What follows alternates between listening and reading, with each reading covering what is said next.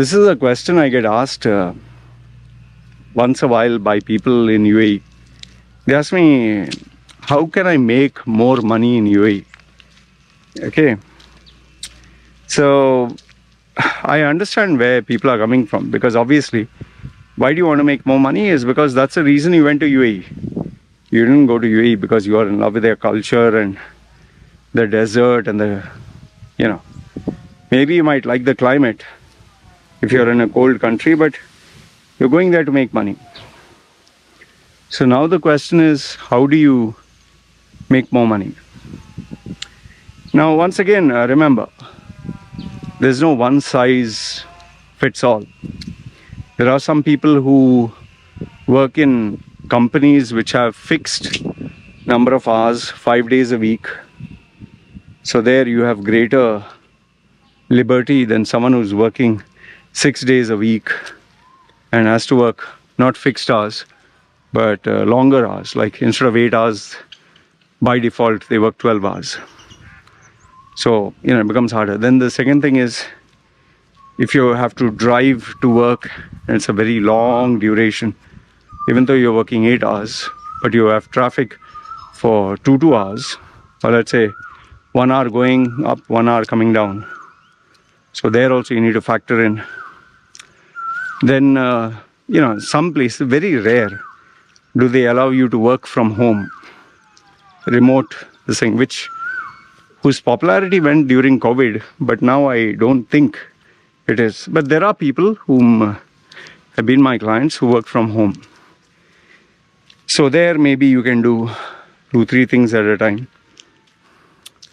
And then, it also depends on your contract. Does your employer allow that? Or can you get into trouble if you were to honestly state that you do extracurricular work? Like, for example, me, in my Citibank days, my colleagues, bank manager, everyone knew that I was a DJ and MC doing shows in the night. So they, even though they would get pissed off with me, okay, they would be irritated, but they knew, they didn't care. But yeah, obviously they could make out whenever I came to work, my eyes were sunk in, or I didn't sleep, and they would be like, my manager would tell me, stop your bloody DJ this thing, or I'll get you terminated, then you can DJ full time. So be careful there. And in some cases, companies are explicit, you cannot do any other job. And some other places, they are like, okay, fine, just take a no objection and not only do your extra thing, you can even work for somebody else. But those are far and few. Someone who will not mind you working for another person. So the only possibility, if you consider all these variables, is either you can work for somebody else, or you can work for yourself as a businessman. Okay, businessman or service provider, like an MC, DJ, anchor for shows, announcer, graphic designer, SEO, whatever. Okay. So now there are these two options. But now the next question is, okay, fine, but what do I do? Now, what do I do is totally up to you, man. I don't know. Like I told you, I can't have one standard protocol for everyone. Let's say one person is very good at singing. Okay, if you're good at singing, do you think I can tell everyone, okay, try singing, you'll make some extra money? They'll say, I'm not good at singing. Yeah, exactly. So I don't know what you're good at. There are some people who even have a good physique, like a bodybuilding physique. And people keep asking, can you train me? Can you be my partner? So they charge them a sum of money. And it can be anything from either you buy me supplements, or you pay me per hour, or you pay me, 1 month extra coaching. Okay.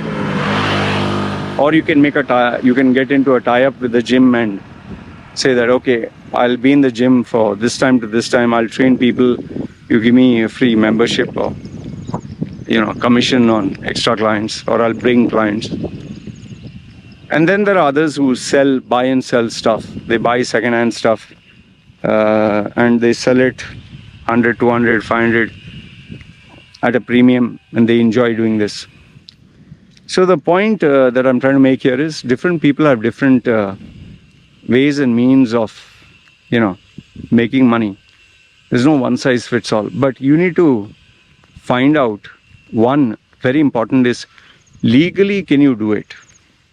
So if you can't do it legally and your company doesn't allow, then you have to use the loopholes in the system. For the loopholes, either you can do it through your spouse, your brother, you can put it on your relatives' names and have them as the head of the company, and but you're calling all the shots, you're guiding them. Or you can have someone you trust, give them limited power of attorney and they work and operate, but once again under your guidance. Then there is the investing part, which I don't recommend, because it's your money and they don't give a damn. So yeah, it's all about being proactive, man. But remember what I told you. Legally, you can get into trouble if your employer is not too happy about it and decides to pursue legal action with evidence. Okay, and sometimes even if they don't have evidence, it'll simply be an unnecessary headache dealing with all the drama. Okay, so one is legal. So find out the ways you can do it, or the loopholes. Or the other one, like I told you, operate through someone else, so it's becomes easier. The next one, which I'll tell you, is if you're running any business or any venture and you want to make money, try to see how you can make your expenses almost close to zero without having an office, without having a place to pay rent, without having employees where you have to pay fixed income. You can take people on commission basis or freelance work, so you don't have fixed overheads or overheads that keep killing you. Like even rent is a big thing. So many people, I know people who even operate from home. They have this kind of, I don't know, either dummy office or just an office where people come check. After everything is done, then they shift back to their residence. So just avoid all the additional overheads that can really truly kill you. I'll tell you that. Remember, it's very easy to lose money, very difficult to make money. So spending money, damn easy. And then there are people who even take up visa. They purchase a visa, or they buy a visa, or they make an agreement with this person. Okay, I'll give you XYZ, just give me your visa. Or they open up their own company. So people try to, figure out a way how they can do what they want to do by paying less money. That is something I did. I paid money for a visa and I was able to operate independently, and no one could, cause any problems. The one last thing I'll tell you is, if you are running a business or a service, there are many ways you can go about promoting it. You can go to common interest group clubs, you can network with people. Let's say, even if you go to an exercise club, a jogging club, or half marathon training club, or swimming club, or fitness club, or cooking, whatever, or Toastmasters, or public speaking, self-improvement, business networking groups, wherever you go. As you network with people, you can promote your business. You can talk to them about who you are, what you do, what services you provide. Then it all comes down to your ability to connect with people.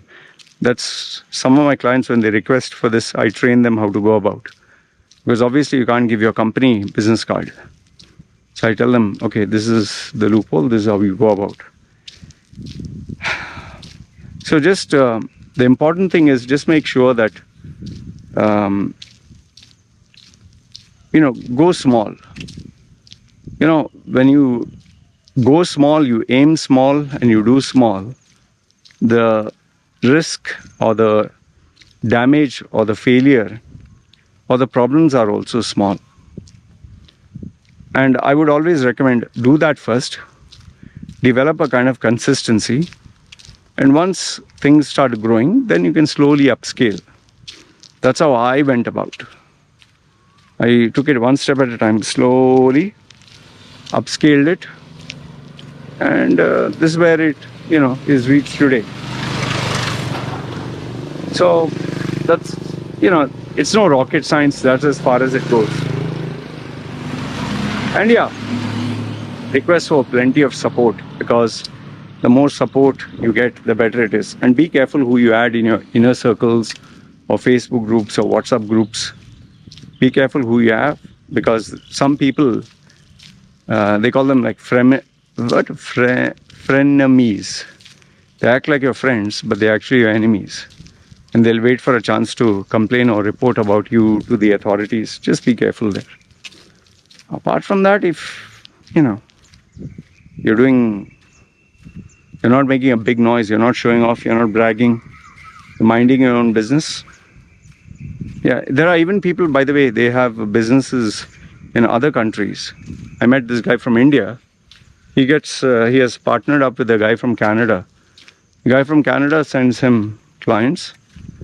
He doesn't know the technical side. He sends him clients, takes his cut, he gives him his cut. He's very happy. You can do that also. In UAE, one guy is doing it that way. So, anyway, this is some of the tips or tricks or strategies I can suggest. You think about it and let me know if you have any questions. Like I said, it's all a process of trial and error. There's no one size fits all. All right? So this is what I wanted to share. Let me know your thoughts in the comments below. Post your questions if you have any. Sure. Take care.